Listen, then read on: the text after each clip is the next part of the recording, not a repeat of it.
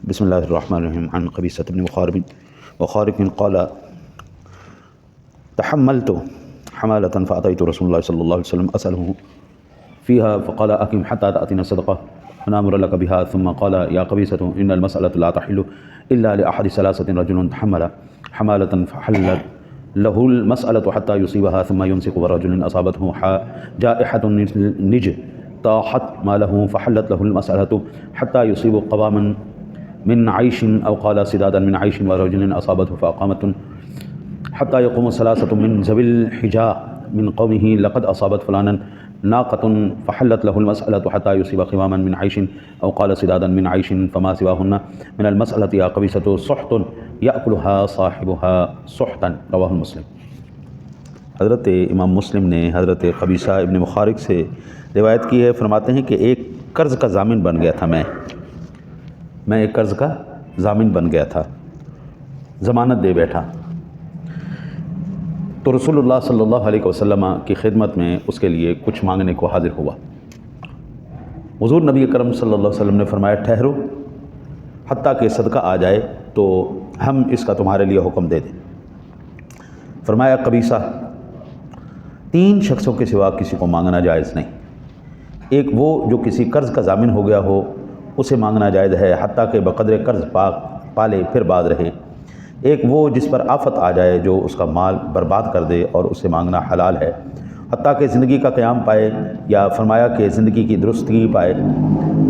اور ایک وہ جسے فاقہ پہنچ جائے حتیٰ کہ اس کی قوم کے 3 عقل والے اٹھ کر کہہ دیں کہ فلاں فلاں کو فاقہ پہنچا ہے، تو اسے مانگنا حلال ہے حتیٰ کہ زندگی کا قیام یا زندگی کی درستی پائے. اے خبیثہ، ان کے سوا مانگنا حرام ہے کہ مانگنے والا حرام کھاتا ہے. یہ امام مسلم نے روایت نقل کی. علماء کرام کا اس بات پر اتفاق ہے کہ بلا ضرورت سوال کرنا حرام ہے.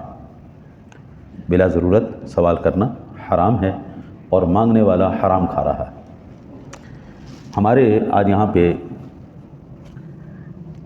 جو فقیر ہے نا جی، فقیر جن کو ہم بڑے ذوق سے شوق سے پیسے دیتے ہیں، قبلہ یہ آپ سے کئی گنا زیادہ کما رہے ہوتے ہیں. آپ کی تنخواہ ہوگی 40,000 50,000 60,000 70 لگا لیں. ہم تو اتنی تنخواہ سوچ بھی نہیں سکتے نا جی، ہماری تو پھر برادری کی تنخواہیں تھوڑی. لیکن ایک عام جو بچہ فنکار بچہ ہے، پڑھا لکھا بچہ ہے، وہ 70 سے لے کے 1 لاکھ روپے تک، 70,000 سے 1 لاکھ روپے تک کما لیتا ہے. آپ کا بچہ 1 لاکھ روپیہ کما رہا ہے 9 to 5 جاب کر کے، محنت کر کے، پڑھنے کے بعد فن حاصل کر کے. یہ فقیر دن کا 10,000 12,000 15,000 ایک دن کا کما کے آپ کے پڑھے لکھے تہذیب یافتہ بچے سے کئی گنا زیادہ کما رہے ہیں. ان کے باقاعدہ بینک اکاؤنٹ ہے، ان کی باقاعدہ جائیدادیں ہیں، ان کا باقاعدہ پورا ایک نیٹ ورک ہے. آپ کبھی کسی فقیر کو چھیڑ کے دیکھ لیں، آپ کو پتہ چل جائے گا کہ یہ کتنے منظم قسم کے گروپ ہے. اشاروں پر بھیک مانگنے کے ان کے باقاعدہ اڈے ہیں، باقاعدہ پورا ایک نیٹ ورک ہے. جو آپ سے سوال نہیں کرتے نا قبلہ، وہ حقدار ہیں. یہ جو سوال کرتے ہیں، یہ میرے سامنے حضور کا فرمان موجود ہے. اس وقت اس بندے کو دیا جائے گا، اس کی قوم کے بندے 3 گواہی دیں کہ یہ واقعتاً ضرورت مند ہے. پہلی وجہ جو اس حدیث پاک میں بیان کی گئی کہ اس کا سب کچھ برباد ہو جائے، مال ختم ہو گیا، گھر ختم ہو گیا، سب کچھ لٹ گیا، سب کچھ لٹا گیا، بندے کے پاس کچھ کھانے کو نہیں. حضور فرماتے اس بندے کے لیے سوال جائز ہے. یا کسی بندے نے کسی کی ضمانت دے بیٹھا اور پھر پھنس گیا، وہ بندہ بھاگ گیا. ضمانت دے بیٹھا، بندہ بھاگ گیا ہے، اب وہ بندہ پھنس گیا ہے، تو ایسے بندے کے لیے اس حد تک سوال کرنا جائز ہے جتنا اس کے اوپر جتنی اس نے اس کی ضمانت دی تھی. ضمانت دیتے وقت تو اس کو پتہ تھا یہ بندہ، یا مثلا آپس میں جھگڑا ہو گیا، اتنا بڑا جھگڑا ہو گیا کہ یا وہ اس کو مار دے گا یا وہ اس کو جان تک کا خطرہ پیدا ہو گیا. تیسرا بندہ بیچ میں آ کے صلح کرائے، یار مسئلہ کیا ہے، پیسے کا مسئلہ ہے، میں دے دیتا ہوں، وہ ضامن بن گیا. تو ایسے بندے کے لیے جو صلح صفائی کے لیے، امن کے لیے، جان بچانے کے لیے کرتا ہے، تو اس کے لیے سوال جائز ہوگا. یہ جو پیشہ ور فقیر ہے ان کو دینا سخت حرام ہے۔ یہ مسلم شریف کی حدیث پاک میرے سامنے، اور پھر کہتے ہیں کہ یہ گواہی جو حضور نبی اکرم صلی اللہ علیہ وسلم نے مانگی ہے، اس علاقے کے لوگ جانتے ہوتے ہیں یہ کتنا امیر ہے اور کتنا غریب ہے۔ بعض امیر لوگوں کو نا جی عادت ہوتی ہے گندے پھٹے ہوئے کپڑے پہننا، پرانے کپڑے پہننا، وہ عادت ہوتی ہے۔ وہ امیر تو ہو چکے تھے لیکن لا شعور ان کا غریب ہے، غربت ان کے اندر گھسی ہوئی۔ اللہ تعالیٰ ارشاد فرماتا ہے وَأَمَّا بِنِعْمَةِ رَبِّكَ فَحَدِّثْ، جب اللہ تعالیٰ تجھے کوئی نعمت دے نا تو اس کا اظہار کیا کر یار۔ آپ اچھا کپڑا پہنیں، آپ صاف ستھرا کپڑا پہنیں، آپ خوشبو لگائیں، اپنے آپ کو آپ صاف رکھیں۔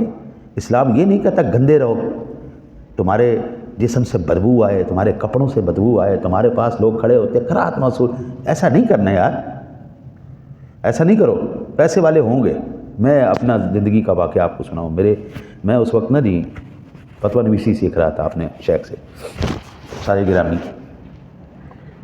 آپ میرے ساتھ تشریف لے کے گئے، آپ نے سوالات میں نے چیک کروانے تھے جو انہوں نے حکم فرمایا اس کے اوپر لکھ کے لا، اس کے اوپر میں لکھ کے لے کے گیا۔ انہوں نے کہا یار یہاں پہ وقت زیادہ ہو گیا کلاس کا، تو مسجد میں آ جا، میں آپ کے ساتھ چلا۔ ہم لوہاری گیٹ کے جو ہے نا جی پاس سے جب گزرے نا جی تو اندر کر کے ان کی مسجد تھی، اب الحمدللہ انہوں نے اس کو سارا گرا کے نئی تعمیر کروائی ہے، بڑی زبردست۔ آج کل وہ ادھر جوہر ٹاؤن میں ہوتے ہیں۔ ایک فقیر مجھے نظر آیا، میں نے اس کو پیسے دینے چاہے، میرے شیخ نے منع کر دیا، نہیں جیب میں رکھو، آگے چلے۔ تھوڑا آگے چل کے فرمانے لگے یہ پلازہ دیکھ رہے ہو؟ میں نے کہا جی بالکل دیکھ رہا ہوں۔ فرمایا جس فقیر کو پیسے دینے لگے تھے یہ اس کا پلازہ ہے۔ تو میں نے کہا حضور یہ پھر مانگتا ہے؟ کہا ہم نے بھی بڑی کوشش کی ہے اس بندے کو منع کرنے کی، لیکن اس کی عادت بن چکی ہے، عادت، پیسہ بہت ہے، ہمارے سے زیادہ بینک بیلنس ان کے، ہم سے زیادہ جائیدادیں ان کی، ہم تو 2 مرلے یا 2.5 مرلے کے مکان میں رہیں گے، بڑا کوئی ہمارا کوئی 3 مرلے تو 5 مرلے کا مکان لے لیتا ہے، اور جس کا 1 کنال کا مکان ہو ہم تو کہتے ہیں بھائی اخیر ہو گیا جی، اخیر ہو گیا، یہ تو بڑا نواب آدمی۔ لیکن ان کے کتنے مکان، کتنے فلیٹ ہیں، یہ میں نے انٹرنیٹ کے اوپر دیکھا تھا۔ ایک فقیر کو انہوں نے پکڑا جو صرف اور صرف، یہ ہمارے پاکستان کے اندر بھی ایک واقعہ ہوا تھا، بڑا خبروں کے اندر مشہور ہوا تھا کہ ایک ڈاکٹرنی نے شادی کی ایک فیملی سے، تو اب جناب وہ فیملی کے کاروبار کا، انکم کا کوئی پتہ نہ چلے، کروڑوں روپے آ رہے ہیں انہوں نے، کوئی کہاں سے آ رہے ہیں۔ صبح وہ تیار ہو کے جاتے ہیں جناب، اپنی بڑی گاڑیوں میں جاتے ہیں، شام کو واپس آتے ہیں، لیکن اس کو پتہ نہیں چل رہا تھا کہ یہ کرتے کیا ہے، کام کی نوعیت کیا ہے۔ جب اس نے تحقیق کی پتہ چلا یہ پیشہ ور بھکاری ہیں، کوٹھیوں کے مالک، بنگلوں کے مالک، کانوں کے مالک۔ اچھا انٹرنیشنل نیٹ پہ جو میں نے دیکھا، انٹرنیشنل لیول پہ وہ کیا ہوا، 1400 مکان ایک فقیر نے کرائے پہ دیے ہوئے تھے اور خود بھیک مانگتا تھا۔ 1400 مکان یار، حضرت ہم 5 مرلے کا مکان بنا کے تو چھلانگے لگا رہے ہوتے ہیں، ان کی اتنی ہیں۔ اس لیے میرے کریم آقا جی اعلیٰ نبینا علیہ الصلوۃ والسلام کی ذات گرامی نے ان لوگوں کے دروازے بند کر دیے۔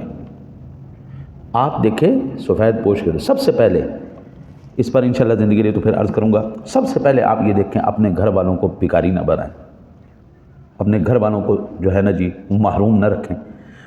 جو ایک مڈل کلاس آدمی، جو ایک نارمل آدمی اپنے گھر میں کھانے پینے کا ایک گھر ہے، میں جب بھی ان کے گھر گیا ہوں، ان کے گھر میں کبھی کھانے کو ہوتا ہی کچھ نہیں، بچے ترستے ہی رہ جاتے ہیں، اور یہ نہیں کہ وہ بندہ فقیر ہے، 2.5 لاکھ روپے اس کی تنخواہ ہے، لیکن وہ نا لاشعوری میں غربت بیٹھی ہوئی ہے ان کے، وہ ہر وقت بیچارے، جب بچے تڑپ جائیں گے نا بھوک نہ پٹن گے نہیں نا، اس وقت تک انہوں نے روٹی نہیں دی کہ ہون بس بچے نے ہون جناب روٹی پکاؤ تے، ایسا نہیں کرنا۔ گھر کو سب سے پہلے آپ بہتر بنائیں، جب آپ کا گھر سوکھا ہو جائے تو پھر میرے بھائی اپنے آپ اداروں کو، اپنی مساجد کو سپورٹ کرو، ان میں رہنے والے خادموں کو سپورٹ کریں، انشاءاللہ تعالی العزیز اللہ تعالیٰ آپ کو ان کو دینے سے زیادہ اجر عطا فرمائے گا۔ اللہ سے دعا ہے اللہ آپ کو مجھے عمل کی توفیق عطا فرمائے۔